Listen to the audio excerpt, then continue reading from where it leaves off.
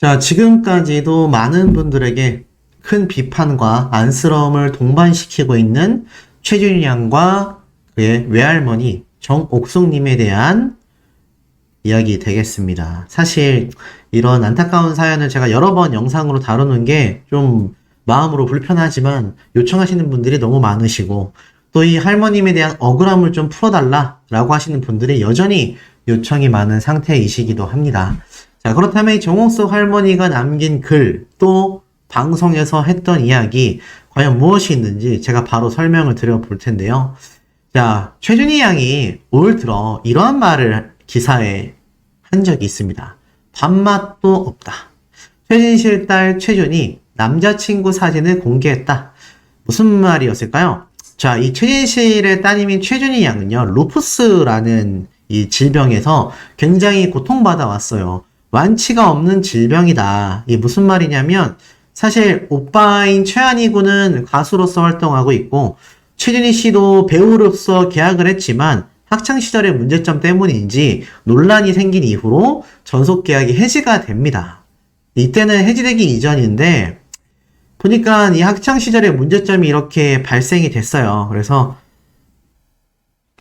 제가 뭐 한번 설명을 드렸지만 여기에 대한 너무 상세한 이야기는 피해자분이 원치 않는다라고 이야기하기 때문에 대략적으로 넘어가겠습니다. 학창시절에 SNS를 통해서 입에 담을 수 없는 외모에 대한 지적을 최준희 양이 하면서 결국 이 A양이라고 하는 학생은 학교를 자퇴하게 됐죠. 그리고 나서 이 최진실 씨의 따님인 최준희 양이 44kg을 감량했지만 루푸스라는 병이 다시 발병하게 됩니다. 이 루푸스라는 병이 뭔지 봤더니 전신 홍반이라는 병이라고 해요. 그래서 이 병에 걸리게 되니까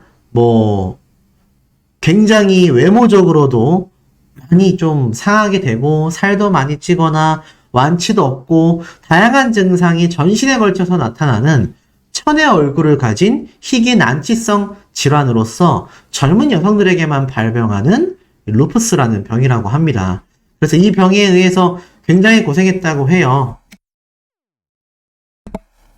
학창 시절에는 선생님이 흔들어서 깨워도 못 일어날 정도로 엎드려서 잠만 잤고 갑자기 왼쪽 눈이 엄청 부었고 또 전체적으로 붓는 게 아니라 손, 발, 얼굴 특정 부위가 막 부풀어 올랐고 나중에는 식욕이 늘어서 96kg까지 몸무게가 증가했다고 합니다. 여성이 96kg까지 몸무게가 증가했다라고 하면 진짜 말도 안 되게 많이 체중이 늘어난 거죠. 수면제를 처방받았고 대인기피증이 심해졌었다라고 합니다. 자, 이런 안타까운 몸 상태에서 최진희 씨가 철저한 자기관리로 무려 44kg을 감량을 했어요.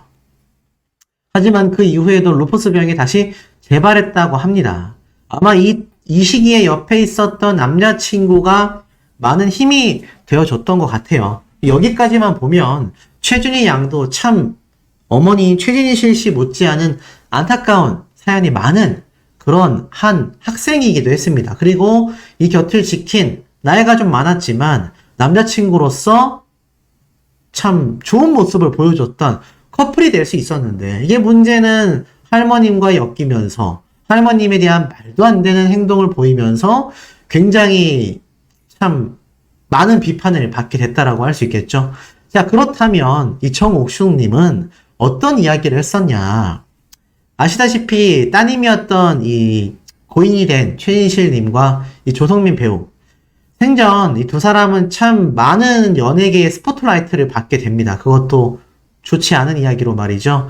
이 최진실 씨가 이렇게 조성민 씨에 의해서 참 말도 안 되는 이런 일을 겪으면서 병원에 입원했던 모습들, 눈에 멍이 들어있는 모습들, 그리고 조성민 씨 역시 결국 내연녀와의 문제로 인해서 두 사람은 갈라서게 됩니다. 그리고 나서는 이것을 오로지 누가 감당했어야 됐을까요? 최진실 씨의 2주기 추모식 때 2010년도 기사입니다. 이때 보면 추모식에 어머님과 정옥숙 님이죠. 그리고 남편이었던 전 남편 조성민 씨가 함께 자리하고 있습니다. 이때는 조성민 씨가 아직 삶을 살아가고 있을 당시의 모습이죠. 이 어머니가 얼마나 오열하고 있는 모습이겠습니까? 그런데 참 독특했던 건 이 조성민 씨가 그렇게 많은 잘못을 생전에 했음에도 어머니였던 정옥숙님, 할머님은요, 그래도 함께 이 추모식에 자리를 했다라는 겁니다. 자신의 딸에게 그렇게 많은 힘든 과정을 보였었던 이 전 사위죠. 저 같으면 이 현장에 부르지 않았을 것 같습니다. 아마 왔다 하더라도 굉장히 화를 냈을 것 같아요. 하지만 이렇게 함께 자리를 했었죠.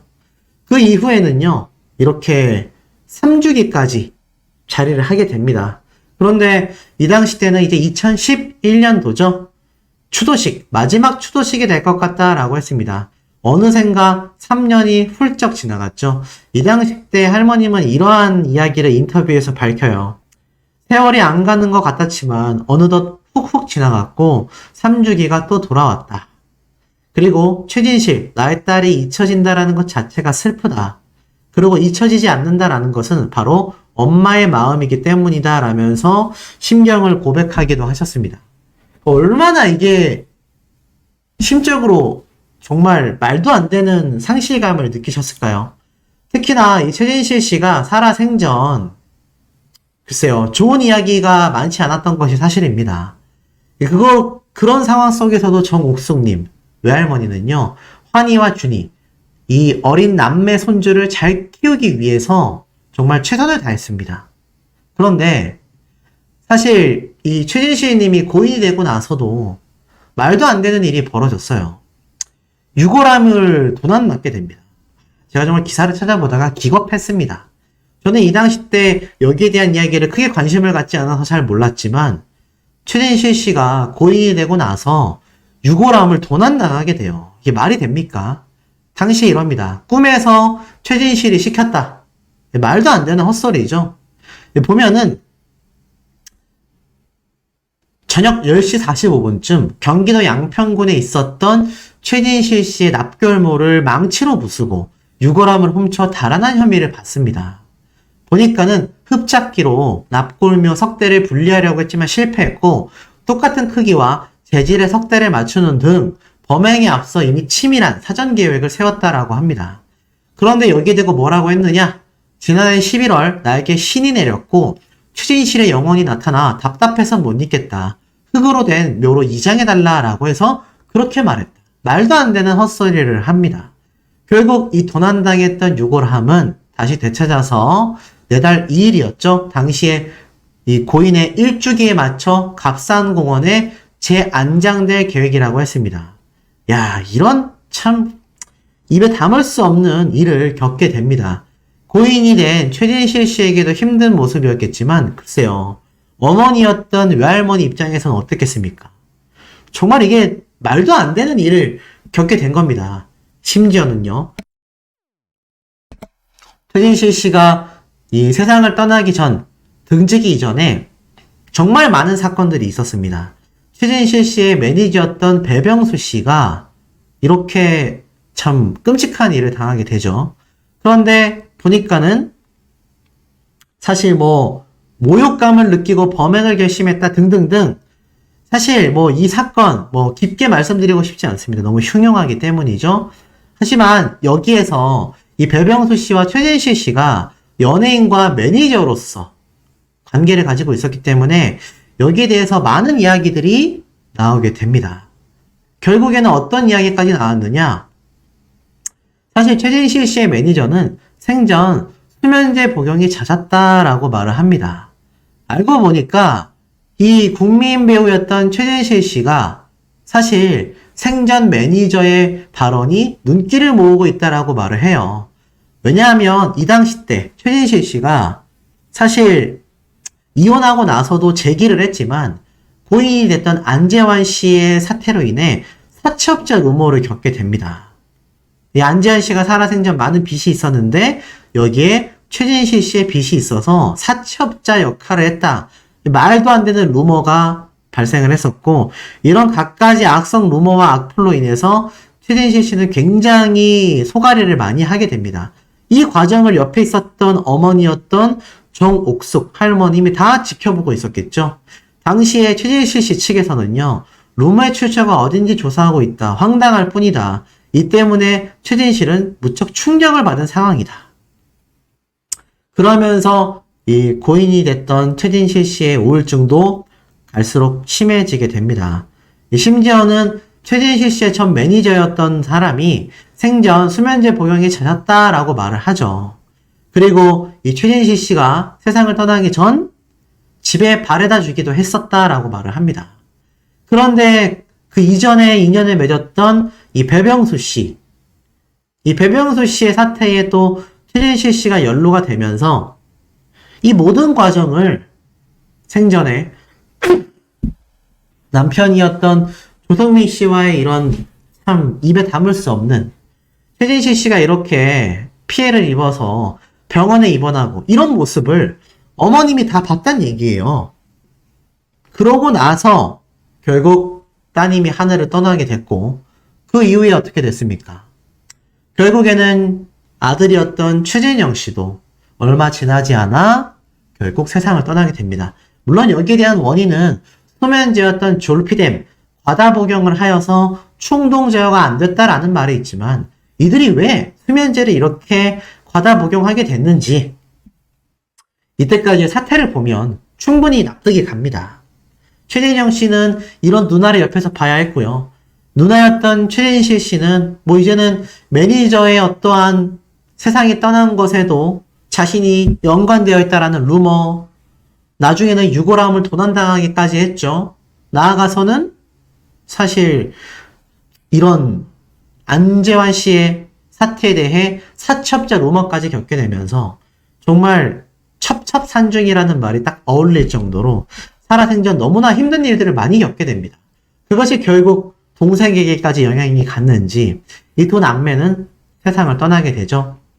결국에는 이 과정을 모두 옆에서 봤던 어머님이었던 정옥숙 할머님은요. 이거는 뭐 가슴이 남아나지 않았을 것 같습니다.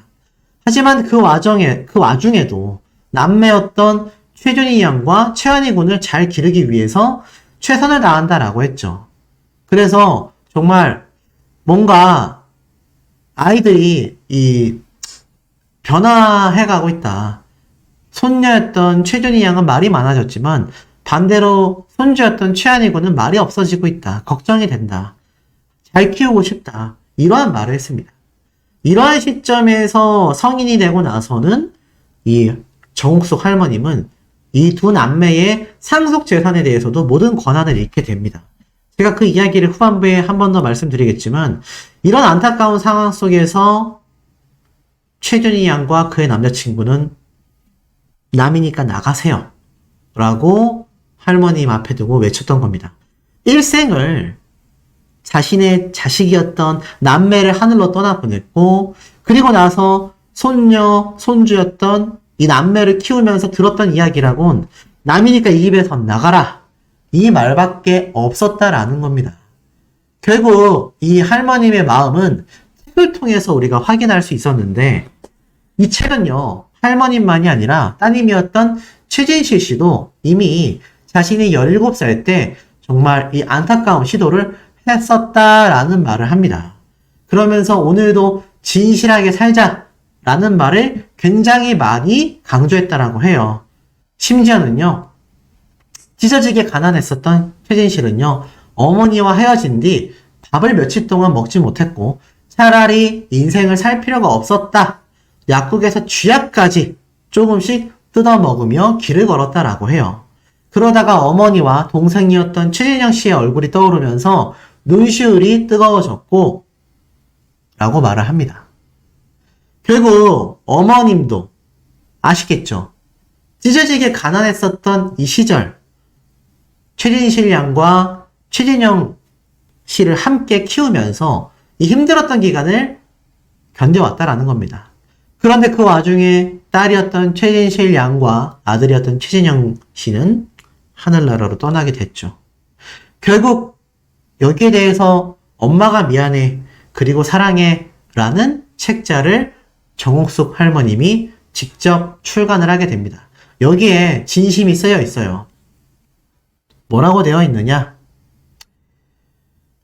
최진실, 최진영의 엄마 정옥숙의 에세이 엄마가 미안해, 그리고 사랑해. 이 책은 저자가 MBC 휴먼 다큐 사랑에서 못다 전한 가족과 인생의 이야기를 담고 있다. 두 남매가 태어나고서부터 두 사람의 유년 시절과 스타가 되기까지, 그리고 두 사람이 세상을 떠나고 최진실의 두 아이를 돌보며 살아가는 지금의 이야기를 들려준다. 딸을 먼저 보낸 것도 모자라 아들까지 먼저 보내야 했던 정옥숙의 가슴 절절한 심정이 고스란히 남겨져 있다. 그리고 최진실의 마지막 메모, 미공개 사진, 그리고 편지들이 수록되어 있다. 출판사의 서평에 보면요, 이렇게 나타나져 있습니다. 내 이름은 정옥숙, 1945년 경상북도 상주에서 태어났다. 6.25 전쟁이 끝나고 어디론가 끌려가 심하게 고문을 당한 뒤 정신병을 얻어 엄마와 자식들을 괴롭히는 아버지 때문에 결국 가족들이 뿔뿔이 흩어지게 되었다. 11살 어린 나이에 서울로 올라와 미용실을 하는 친척집과 지인의 소개로 들어간 집에 기거하면서 어렵게 공부도 하고 책을 읽으며 하루하루를 열심히 살았다. 그 후 친구의 소개로 한 남자를 만났고 첫사랑인 그 남자와 21살 어린 나이에 결혼을 했다. 남편은 세상에 둘도 없는 한량으로 전혀 가족을 돌보지 않았다. 나는 딸 하나, 아들 하나를 낳았다. 남편 없이 혼자서 아이들을 키우다시피 했기 때문에 생활은 언제나 힘들고 가난했지만 우리 가족은 행복했다. 아이들은 끼 많은 아빠를 닮아서인지 어려서부터 라디오 연속곡 대사를 서로 주거니 받거니 따라하며 연기자의 꿈을 키워갔고 운 좋게도 꿈을 이루어 대중의 사랑을 받았다. 나의 아들, 딸이 대한민국 최고의 배우와 가수가 된 것이다. 최진실과 최진영, 나는 진실이와 진영이의 엄마, 그리고 진실이의 두 자녀, 환희와 준이의 할머니다. 나는 두 아이의 엄마였고 지금도 두 아이의 엄마이다. 2008년 10월 2일, 2010년 3월 29일, 최진실, 최진영 남매는 세상을 떠났다. 자식이 낳은 자식을 둘을 먼저 보낸 엄마 정옥숙은 자신이 세상에서 가장 못난 엄마라고 자책한다. 가난한 생활에 지치고 힘들다는 핑계로 아이들에게 사랑한다는 말 한마디를 변변히 해주지 못한 것이 사랑에 대한 두려움과 외로움에 힘들어 손 한 번, 등 한 번 따뜻하게 쓰다듬어주지 못한 일이 가시처럼 가슴에 박힌다고 말한다. 다른 엄마들처럼 똑똑한 엄마였다면, 세련되고 따뜻하게 사랑을 표현할 줄 아는 엄마였다면 얼마나 좋았을까? 두 아이가 힘들었던 상황에 있을 때 힘이 되는 엄마였다면 얼마나 좋았을까? 무뚝뚝하고 무지한 엄마가 아니었다면 얼마나 좋았을까? 하루에도 수십 번, 수백 번 후회의 눈물이 흐른다. 엄마로서 보다 적극적으로 세상으로부터 고통받고 있는 아이들의 방패막이가 되어주지 못한 것이 꼭 두 자식을 먼저 보낸 이유인 것만 같아 못내 마음이 아프다. 하지만 이 못난 엄마, 이제라도 두 아이에게 미안했다고, 사랑한다고, 너무 보고 싶다고 말하고 싶다. 더불어 떠난 아이들과 남겨진 손자, 손녀를 위해 지금이라도 세간에 떠도는 오해를 풀고 싶다. 두 아이들이 끝내 말하지 못한 세상에 대한 아픔과 원망, 그리고 남은 가족에 대한 사랑을 내가 대신해 전하고 싶다. 그리고 두 아이를 대신해 고마웠던 사람들에게 감사의 마음과 혹여 마음 다친 분이 계셨다면 머리 숙여 용서도 대신 전하고 싶다. 그래서 움츠렸던 마음에 용기를 내어 뒤늦게나마 엄마의 못다한 이야기를 세상에 널리 알리기로 했다. 그리고 책을 통해 환희와 준이에게 엄마와 삼촌이 멋진 사람이었다라는 걸, 이름처럼 진실되게 살려고 노력한 사람이었다라는 것을 알려주는 것이 자신의 마지막 의무였다라고 말을 합니다. 자, 그러면서 자녀였던 최진실의 그 어떤 영화보다도 더 드라마틱하고 최진영의 그 어떤 노래보다 더 절절한 슬픔을 간직한 채 손자, 손녀의 행복을 위해 다시 일어서야 하는 엄마 정옥숙, 두 자식을 먼저 보내고 남겨진 손주들을 또다시 혼자서 자식처럼 키워야 하는 운명 앞에 눈물마저 삼키며 희망을 꿈꿔야 하는 이 기구한 자신의 인생에 대해 그녀는 이렇게 말한다. 가슴속에 깊이 응어리진 것들을 내 기억이 사라지기 전에, 내가 이 세상을 끝나기 전에 꼭 말하고 싶다 라고 이야기할 만큼 켜켜이 쌓인 회한을 그녀는 MBC 휴먼 다큐 진실의 엄마 편을 통해 풀어냈다. 그리고 방송에서 미처 다하지 못한 자신의 인생과 자신보다 생각했던 아이들의 이야기를 담기 위해 책을 선택했다. 저자 정옥숙 씨는 이 책을 통해 최진실, 최진영의 수많은 메모와 사진, 일기 등을 공개했다. 최진실이 엄마 정옥숙에게 남긴 메모. 엄마 같은 엄마가 될 거야. 그리고 세상을 떠나기 전 3일 전 두 아이들, 손주들에게 남긴 메모. 환희, 준이에게 너희들밖에는 안길 수 없는 엄마의 품을 잊지 말기를. 사랑하는 가족을 두고 세상을 떠날 수밖에 없었던 그 심경을 고스란히 담겨 있다. 또 조성민과의 행복한 결혼 생활 중에 남긴 편지글과 상처만 남긴 이혼 과정에서의 심경, 연기자로서 재기에 성공했던 드라마가 끝난 후 그 어느 때보다 허탈했던 마음 등을 친필 메모를 통해 최진실의 외로움과 슬픔을 짐작하게 한다. 그리고 나아가선 이혼 이후 3년간의 공백 기간 중 거리 노숙자들에게 도시락을 싸서 소주 한 병을 들고 찾아가 그분들이 맛있게 드시는 걸 보며 내가 오히려 위로를 받는다. 남몰의 선행을 베풀었던 최진실의 숨겨진 에피소드, 누나가 세상을 떠난 뒤 사람들의 이목이 싫다며 새벽에 오토바이를 타고 누나가 있는 묘지에 가 몇 시간씩 찬바람을 쐬고 다녀간 최진영의 가슴 아픈 에피소드도, 그리고 마지막까지 조성민이 돌아오기를 기다리며 그의 물건들을 하나도 버리지 못한 최진실의 이루지 못한 사랑 이야기 등이 고스란히 담겨 있다라고 합니다. 이 모든 과정을 봤던 정옥숙 할머님의 마음이 얼마나 찢어졌을까요? 자신 역시 남편에게 버림받아 최진실 씨와 최진영 씨를 키워왔던 엄마의 마음. 근데 그 모습을 자신의 딸이 결혼하여 행복한 삶을 살지 못한 채 똑같이 남편에게 내쳐지는 저 안쓰럽고 안타까운 모습들을 봐오다가 결국 세상을 떠나게 된 두 남매의 모습을 견뎌야 했던 할머니. 그리고 그런 상황 속에서도 자신의 손주들을 위해 헌신했던 할머니가 이런 손주에게 말도 안 되는 일을 당하게 된 겁니다. 이러니 세상의 비판을 최준희 양이 결국 받을 수밖에 없었지 않나라는 생각이 듭니다. 더불어서 그 옆에 있었던 남자친구에 대한 비판도 만만치 않고요. 거기에는 상속재산에 대한 이야기도 끊이지 않고 있습니다. 여기에 대한 이야기를 제가 하나하나 팩트로서 풀어보도록 하겠습니다. 그러니까 최준희 양의 할머니가 되시는 이 외할머니께서는 여전히 경찰 조사를 진행받게 되었다. 그런데 이 와중에 이 정옥숙 할머니의 재산에 대한 이야기, 나아가서는 최준희 양과 이 가족들 간의 상속에 대한 분쟁점이 다시 한번 재점화를 맞고 있습니다. 그리고 대중들 사이에선 여기에 최준희 양의 남자친구와 결국 아파트 상속에 관련된 이야기로 인해서 이렇게 사태가 벌어진 게 아니냐, 이러한 추측성 이야기들이 굉장히 댓글로도 게시물로도 많이 올라오고 있습니다. 제가 여기에 대해서 한번 다시 재정리를 해드려야 될 것 같은데요. 자, 이 정옥숙님, 고 최진실님의 어머니 되시는 분이죠. 어렸을 때 노래도 연습하고 연기 연습도 하고 그런 거 보면 엄마 삼촌과 똑같구나 라는 이야기를 했던 바로 정옥숙, 최준희 양의 할머님의 모습을 볼 수 있습니다. 이 당시 때 2014년도에요. SBS 좋은 아침에서 이렇게 최환희 군과 정옥숙 할머니의 외손녀인 최준희 양이 함께 노래를 부르고 마음과 정성이 느껴지는 이 공연을 보고서 할머니가 굉장히 기뻐하는 모습을 SBS에서 당시에 고스란히 담았습니다. 이때 할머니는 이런 말씀을 하셨어요. 정말 너무 고맙다.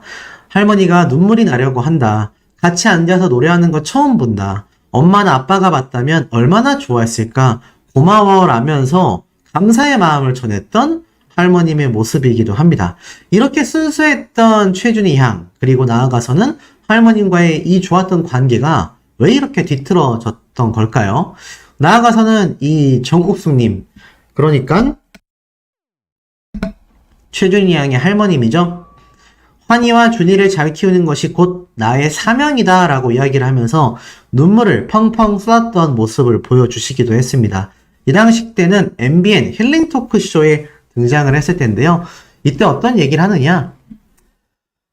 바로 할머니 배고파 라며 자신에게 의지하는 아이들을 보고 이 따님인 최진실 양이 하늘나라로 떠난 뒤에도 정신을 차리게 됐다라고 합니다.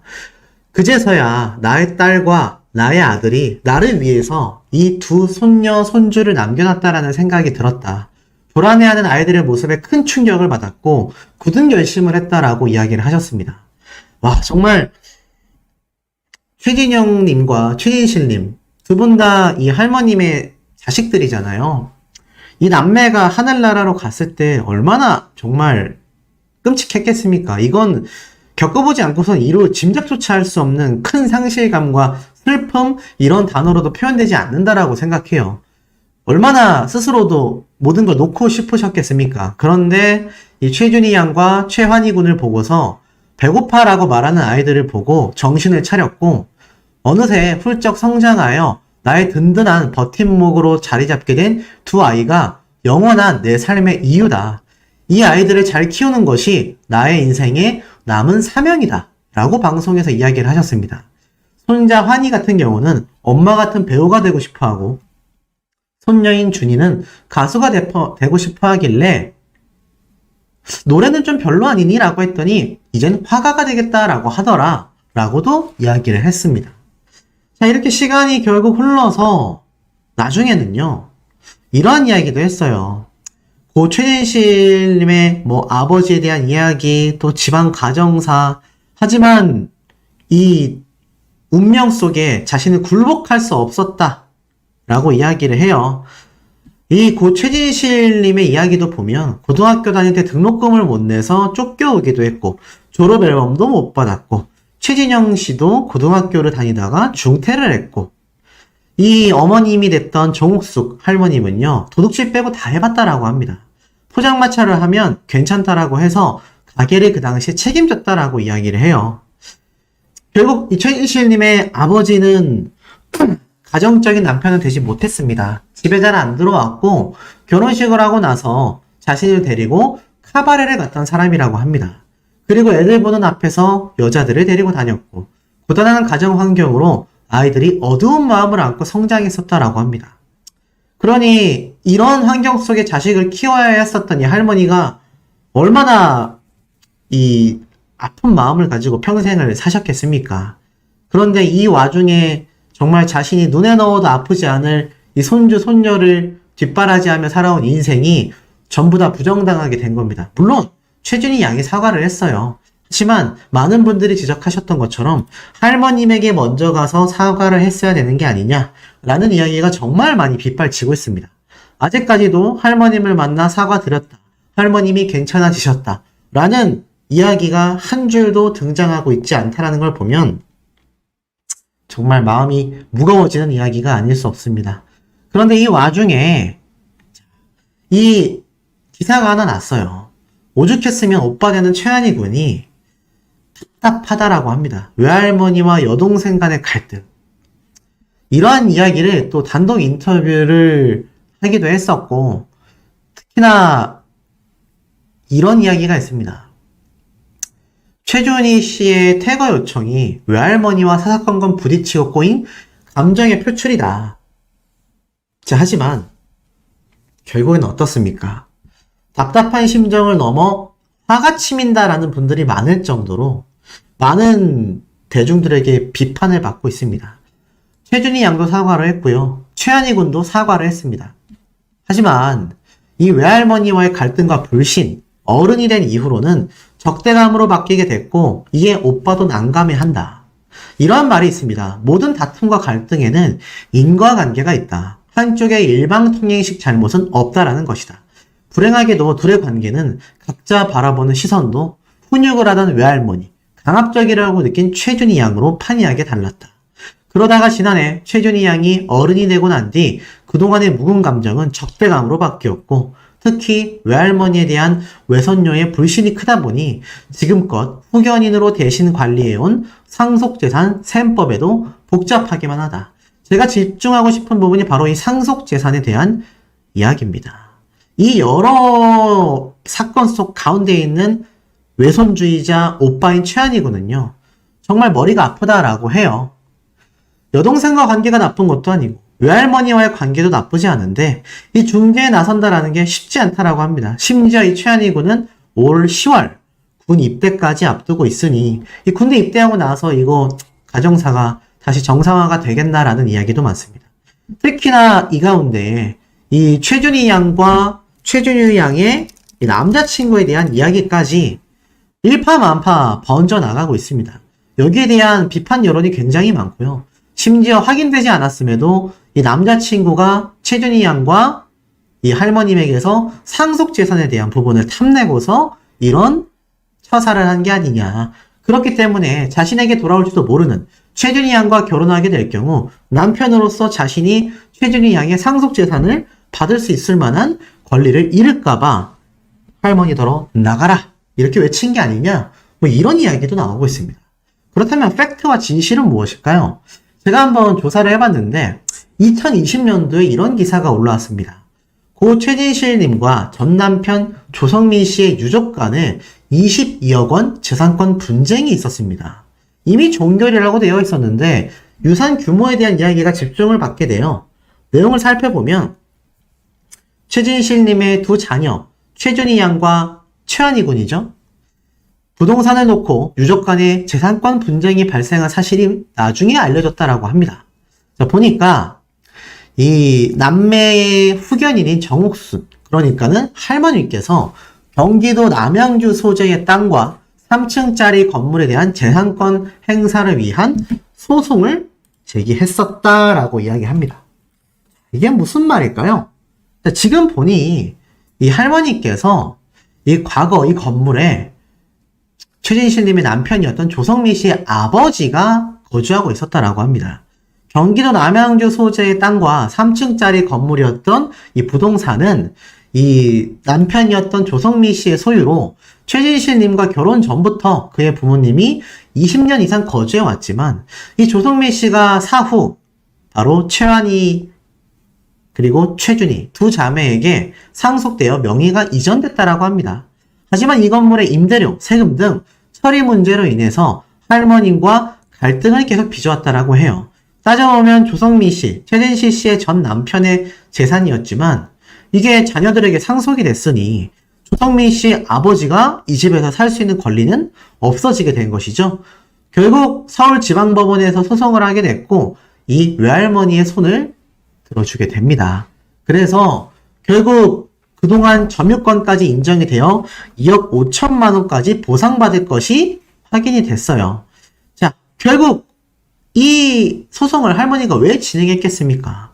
바로 미성년자였던 남매들에게 상속재산권을 보호하기 위해서였겠죠? 그리고 나아가서는 이 당시 때 이 방송 프로그램에 등장해서 최준희, 최한희 남매에게 상속재산이 있지만 둘 다 미성년자다 보니 후견인으로서 할머니가 권리를 행사할 수 있는 상황이었다. 결국 치명적인 문제가 발생하면 법적 절차로 후견인을 교체할 수도 있는 상황이었다라고 합니다. 근데 결국 이 조성민 씨가 자녀들에게 남긴 이 부동산 이외에도 아파트까지 있었다라고 합니다. 보니까 서울 강남의 또 다른 아파트, 주택. 요번에 이 최준희 양과 외할머니와의 갈등이 빚어진 그 집이 바로 이 강남 소재지의 아파트로 생각이 됩니다. 그리고 또 다른 기사를 보면요. 여기에 중요한 이야기가 나와요. 뭐라고 되어 있느냐? 바로 이 건물이 결국 팔리고 났으며 사실 이 아파트, 강남에 있는 아파트까지 사실 이 할머니가 잘 보호를 하고 있었다라는 것이 눈에 보여집니다. 사실 이 외할머니가 아무리 이 재산권이 있다 하더라도요. 결국 시간이 흘러 최준희 양과 최한희 군이 성인이 된 지금 시기가 되면 그 법적에 대한 권한은 모조리 사라집니다. 그럼에도 한켠에서는요. 이 할머니가 이 재산에 대한 분쟁 때문에 외손주와 이런 일이 벌어진 게 아니냐. 이런 오해가 또 슬슬 불거지고 있습니다. 그렇다면 외할머니에게 그런 재산, 권한 또는 상속된 재산이 있을까요? 그건 이미 제가 최근에 말씀드렸던 이 인터뷰 내용에 모조리 담겨져 있습니다. 자, 청계산 입구에 있는 한 카페에서 이 최준희 양의 외할머니와 더 팩트라는 언론사에서 단독 인터뷰가 있었죠? 지금 보면 이미 외할머니가 쫓겨난 시점에서부터 말이 안 됩니다. 이미 집주인은요, 최한희와 최준희 두 남매의 이름으로 되어 있습니다. 왜냐하면 여기에 딱 정확하게 나타나져 있어요. 지난해 10월부터 청계산 자락에 주택가로 이사를 해 혼자 거주하고 있는 할머님입니다. 미성년자였던 이 남매의 후견인 역할이 끝남과 동시에 한남대교 남단 아파트의 권리가 이제 손자, 손녀들에게 모두 넘어간 뒤에 생긴 변화라고 합니다. 최한희 군에게는 2020년에 넘어갔고요. 외손녀인 최준희 양에게는 지난해 3월 달에 넘어가게 된 겁니다. 그런데 지금 이 할머님에게 무슨 재산이 있겠습니까? 그리고 왜 청계산 입구의 한 카페에서 인터뷰를 진행하게 됐느냐? 쭉 내려보면요. 이 당시 때도 이러한 말씀을 하셨어요. 손녀 얘기만큼은 직접 하고 싶지 않았다. 얘기하는 지금 순간에도 가슴이 덜덜 떨린다라고 합니다. 사실 이미 지난해 10월 청계산 부근으로 할머님은 이사를 끝마친 뒤에요. 최진실 양과 생전에 살았었던, 이미 딸과 함께 살았었던 이 아파트를 리모델링하여 손자인 최한이가 살고 있고, 최준희 양은 따로 오피스텔에서 독립해 있었는데 아파트에 대한 권리는 두 남매에게 다 있었던 거죠.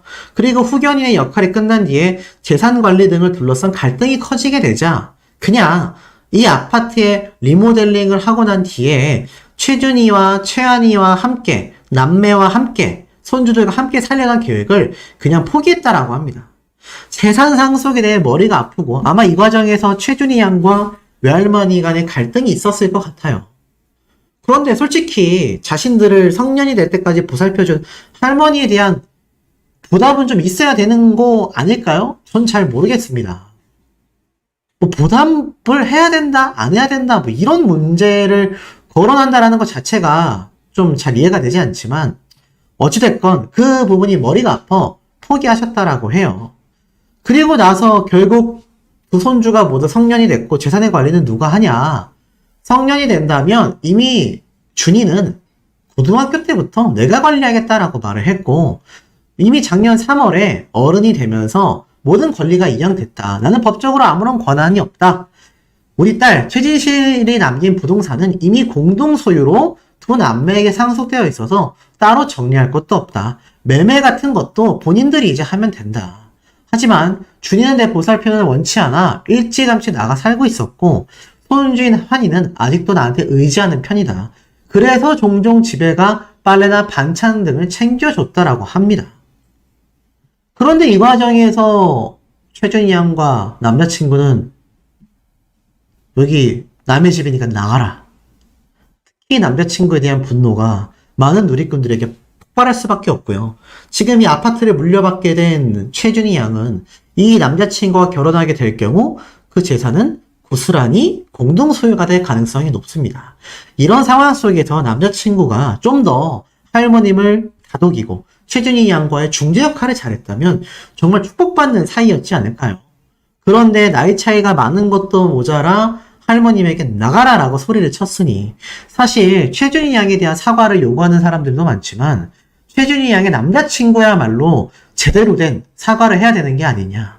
큰 비판이 일고 있는 이유가 여기에 담겨져 있다라는 생각이 듭니다. 특히나 가족 간의 돈 문제, 당연히 분쟁이 커질 수밖에 없는 중요 요소이기도 할 것입니다. 하지만 중요한 건 이 할머니가 결국 앞으로도 혼자 살게 되냐라는 말에 이렇게 인터뷰를 했어요. 한번 쭉 다시 읽어드릴게요. 남편 덕이 없어 일찍 혼자가 되어 남매를 키우느라 온갖 고생을 했다. 먹고 사느라 몸은 고달펐어도 착한 아들, 딸들이 곁에 있어서 늘 행복했고 웃음꽃이 피었다. 희망과 미래가 있었기 때문이다. 아들과 딸이 먼저 세상을 떠난 뒤 어린 손주들을 키워내기 위해 모든 것을 희생하고 감내하며 살았다. 이제 둘 다 어른이 되었다. 내 한 몸 건사하기도 힘든 팔순 나이가 되어 무슨 욕심이 있겠나.